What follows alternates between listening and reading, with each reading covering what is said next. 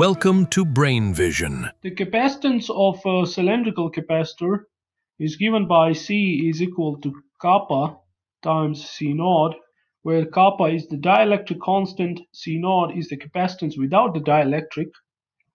This we can write 2 pi times kappa epsilon times L divided by ln of B divided by A, where L is the length of the cable, A is the inner radius, and B is the outer radius.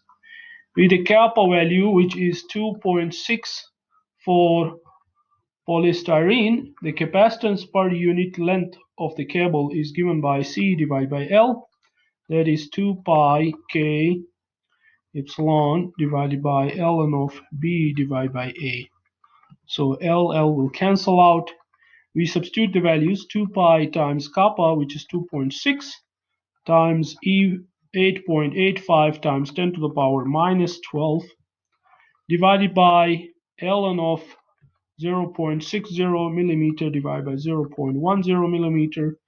This gives us 8.1 times 10 to the power minus 11 farad per meter.